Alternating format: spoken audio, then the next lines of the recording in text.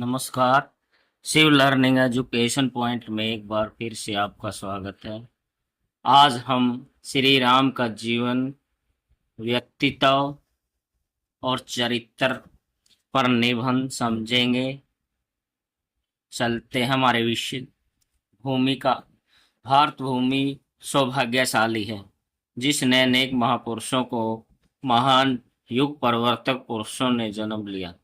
ऐसी ही आस्था, विश्वास, त्याग, तपस्या से परिपूर्ण जीवन के आधार श्री राम जी का चरित्र किसी भी संस्कृति व सभ्यता के विकास का रूप है। उनके व्यक्तित्व का एक एक अंश आदर्शों एवं मर्यादा का साक्षात उदाहरण है। जब जब भी इस संसार में सदाचार तथा आदर्शों की बात होगी, तब तब श्री रामचंद्र जी का नाम प्रमुखता से लिया जाएगा। उन्होंने अपने व्यक्तित्व के गुणों के कारण ही समस्त मानव जाति का भरोसा व विश्वास पाया है। यही कारण है कि अयोध्या के राम न होकर संपूर्ण विश्व में भगवान के समान पूजे जाते हैं। उनके व्यक्तित्व का एक एक आदर्श उनको मर्यादा पुरुषोत्तम के रूप में स्थापित करता है। इन्हीं के गुणों से प्रेरणा लेकर संसार में अनेक ग्रंथों व महाकाव्यों की रचना हुई है। उनके जीवन के गुणों को लोक कथाओं, लोकोक्तियों, भजनों तथा रामलीलाओं के माध्यम से दर्शाया व गाया जाता है। विश्व स्तर पर अगर कहीं सत्य, अहिंसा, त्याग व तपस्या का गुण विद्यमान है तो वह श्री राम जी का जीवन चरित्र है। उनके जीवन चरित्र से संपूर्ण मानव जाति प्रेरणा प्राप्त करती है। उनके आदर्शवादी गुण संपूर्ण मानव जाति के लिए किसी वरदान से कम नहीं है। आदर्शवादी व्यक्तित्व। राजा दशरथ और उनकी पत्नी कौशल्या के पुत्र को राम के नाम से जाना व पहचाना जाता है। उनका जन्म चैत्र माह की शुक्ल पक्ष की नवमी को अयोध्या में हुआ था। राम ने अपने साहस, भक्ति, निष्ठा और दृढ़ता के आदर्श गुणों के कारण ही उन्हें मर्यादा पुरुषोत्तम के नाम से जाना जाता है। जब वे अयोध्या छोड़कर 14 वर्ष के लिए वन गए, तब से राज वे एक राजकुमार थे, मगर जब वे लौटकर वापिस आए तो मर्यादा पुरुषोत्तम श्री राम के नाम से जाने गए। यह अलंकार उन्हें केवल उपहार में नहीं मिला, अपितु अपने व्यक्तित्व के आदर्श गुणों के कारण ही प्राप्त हुआ है।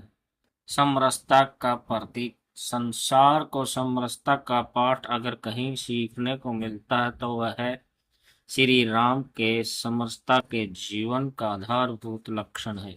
श्री राम ने कभी भी किसी को छोटा या बड़ा नहीं समझा।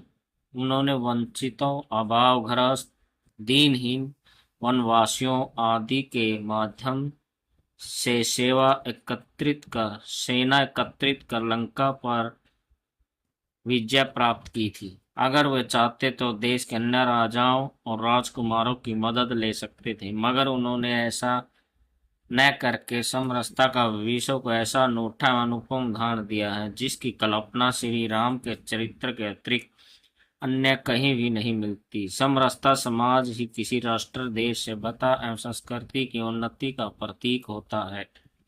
प्रजा पालक व प्रजा हितकारी। श्री राम ने अपने जीवन में कितने प्रजाहितकारी कार्य किए जिनके कारण उन्हें प्रजा पालक कहा जाता है। वे अपना एक एक कदम प्रजा के कल्याण और भलाई के लिए उठाते थे। उनके गुणों से प्रेरणा लेकर प्रजा ने उन्हें भगवान की संज्ञा दी जाती है। वे प्रजा को अपनी संतान के समान मानते और समझते हैं। प्रजा भी उन्हें पिता के समान समझती थी। यही कारण है कि उन्होंने एक साधारण आदमी की चर्चा सुनकर सीता का वनवास दे दिया। वे प्रजा की हर छोटी छोटी बात का ध्यान रखते थे।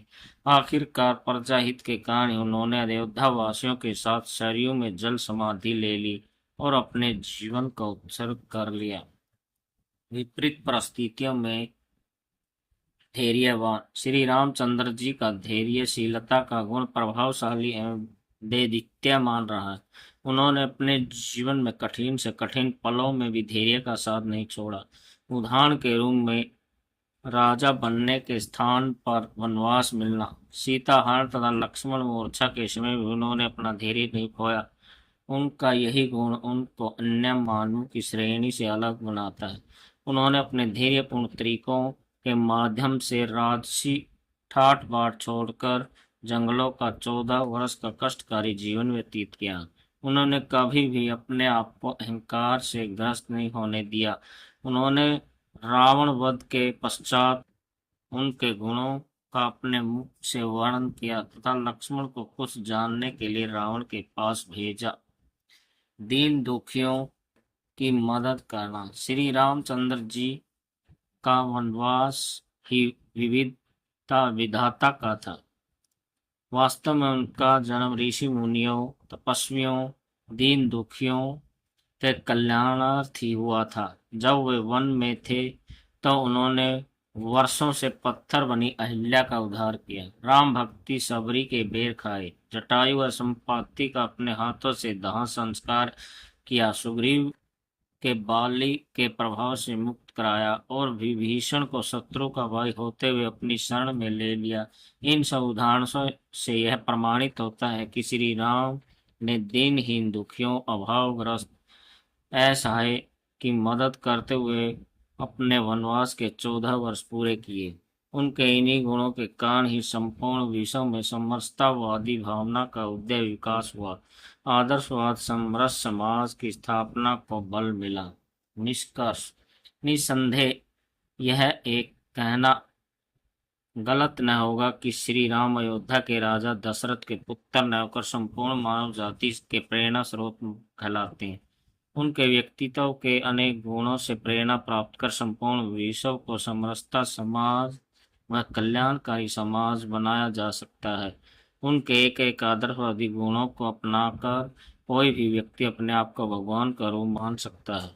वे भी रामचंद्र जी के आदर्शवादी गुण ही थे जिनके बल पर उन्हें संपूर्ण विश्व में भगवान के समान माना व पूजा जाता है।